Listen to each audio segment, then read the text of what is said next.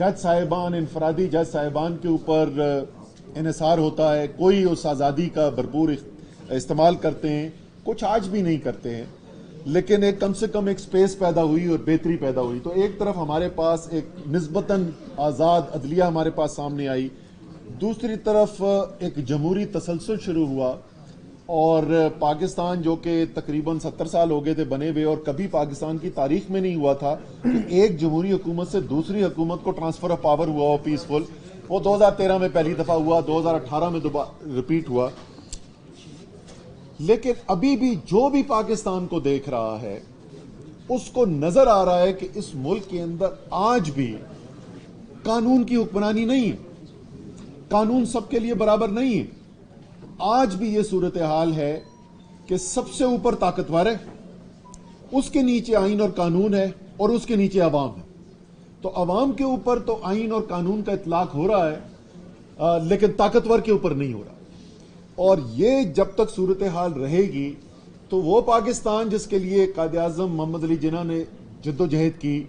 और वो पाकिस्तान जो पाकिस्तान के 22 करोड़ अवाम की ख्वाहिशात पर पूरा उतर सके, वो कभी भी हम हासिल नहीं कर सकते। इसलिए इस वक्त जो कलीदी, मैं कहूँगा कि मुकाबला कहें आप उसको तहरीक कहें, आप उसको जिहाद कहें, जो भी आप नाम देना चाहते हैं, इस वक्त कलीदी सवाल है ये कि क्या पाकिस्तान इस 21वीं सदी के अंदर 22 करोड़ का मुल्क होते हुए, एक एटमी ताकत के होते हुए,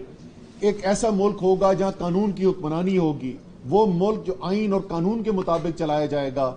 या क्या पाकिस्तान एक ऐसा ही मुल्क चलता रहेगा जहां ताकतवर जो है वो कानून से बालातर है। अगर इसके अंदर कामयाबी हुई, और इंशाअल्लाह होगी,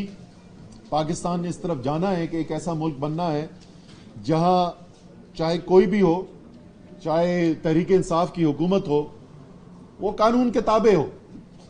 इस वजह से नहीं क्योंकि इमरान खान ने फैसला किया है, क्योंकि वो कानून को मानना चाहते हैं और उनकी जात में, उनकी सोच में, उनके नजरिए के मुताबिक ऐसा होना चाहिए, लेकिन इसलिए कि उनके पास या हमारे पास या किसी और के पास भी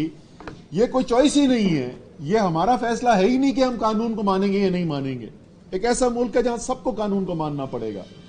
और खास तौर पे अगर कोई मुल्क का हिस्सा ऐसा है जहां इसकी सबसे ज्यादा शिद्दत से जरूरत है तो वो बलूचिस्तान।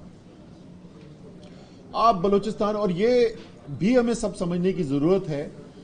कि ये वो दुनिया बन गई है, ये सोशल मीडिया का जमाना है जहां आगाही घर घर फैल गई है। आप सच के ऊपर पहरा देकर अपनी मर्जी का सच कौम को नहीं बेच सकते। लोग आजाद हैं, उनके पास उस एक फोन के ऊपर तमाम मालूमात हैं। आप जितनी मर्जी अपनी हुकूमत पाकिस्तान की इंफॉर्मेशन मिनिस्ट्री से जो मर्जी सच बेचने की कोशिश कर लें, वो नहीं बिकेगा अगर वो हकीकत पर मबनी नहीं होगा। और यही सूरत हाल इस वक्त बलूचिस्तान की है। मैं खास तौर पे दायरे क्वेटा के अंदर खड़े हुए हैं, लेकिन उसके बावजूद अगर ना भी हो यहाँ पे, तमाम पाकिस्तानियों को इसको गौर की ज़रूरत है।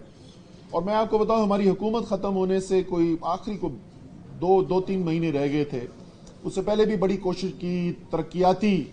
लिहाज से बलूचिस्तान को जितना बड़ा हिस्सा इमरान खान की हुकूमत ने दिया, मुझे वो मौका मिला वज़ीर आज़म की वजह से कि उनकी पूरी सपोर्ट थी। तारीख के सबसे बड़े तरक्याती मंसूबे भी यहाँ लेकर आए। लेकिन मैंने वज़ीर आज़म से कहा कि इस वक्त अगर हम बलूचिस्तान के ऊपर गौर नहीं करेंगे और वहाँ के हालात को समझने की कोशिश नहीं करेंगे तो हम पाकिस्तान का बहुत बड़ा नुकसान करने वाले हैं। आप एक आम बलूचिस्तान के शहरी के पास चले जाएं और उससे बात करें, कैमरा पे शायद वो ये बात ना करे क्योंकि आज भी बदकिस्मती से इस मुल्क के अंदर खौफ है, लेकिन आपको कोई भी यहां पर नहीं मिलेगा जो ये समझे कि इस वक्त वाकई में फैसले जो हैं वो अवाम के हाथ में हैं और फैसले कानून के मुताबिक किए जा रहे हैं। और उसके साथ बदकिस्मती से मुझे ये भी कहना पड़ेगा कि आज भी अगर आप बलूचिस्तान में चले जाएं और आपसे उनसे पूछें कि आपके मुंतखब नुमाइंदे जो हैं, जिसमें हम लोग भी सब शामिल हैं,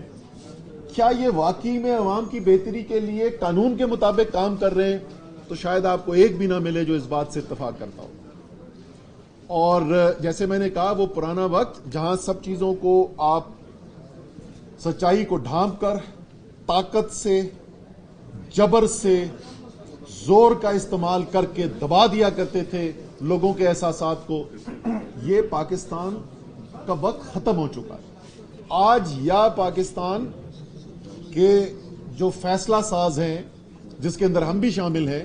یا آج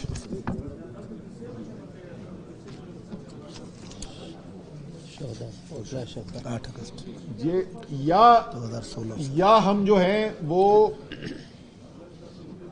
اس حقیقت کے مطابق اپنے آپ کو ڈھالیں گے، اپنے فیصلوں کو تبدیل کریں گے اور ملک میں قانون اور آئین کی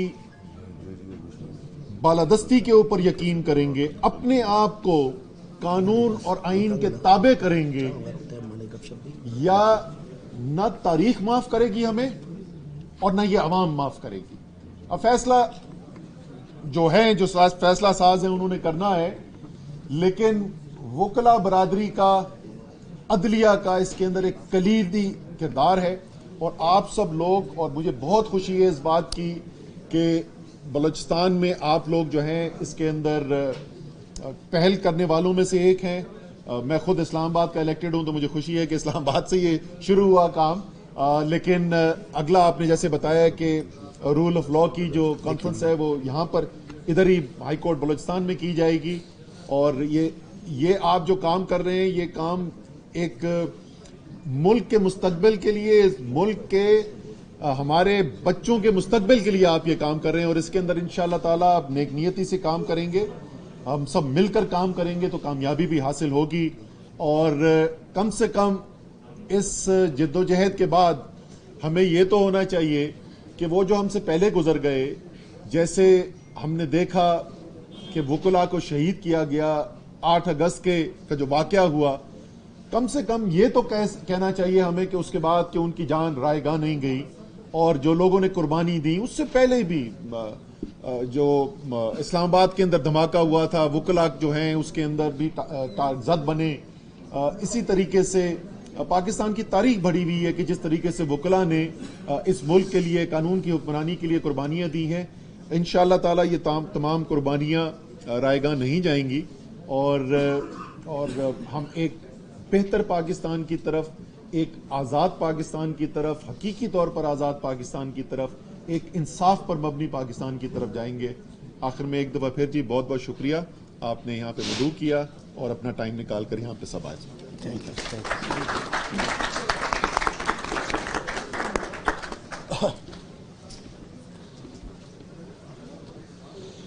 تھینک یو جناب سیکرٹری جنرل پاکستان تحریک انصاف اسد عمر صاحب۔ شہداء کی سرزمین پر آپ کی آمد کے ہم مشکور ہیں۔ ہمارے 8 اگست 2016 کے شہداء کو آپ نے یاد کر ہمارے دل جیت لیے۔ میں انتہائی مشکور ہوں ممبر پاکستان بار کونسل منیر کاکڑ صاحب کا، جو انہوں نے آ کر ہمارے پروگرام میں رونق بخشا۔ منیر صاحب کے خدمات بھی قابل فراموش نہیں ہیں لیگل فرٹرنیٹی کے لیے۔ منیر صاحب کی تاریخی جدوجہد ہے۔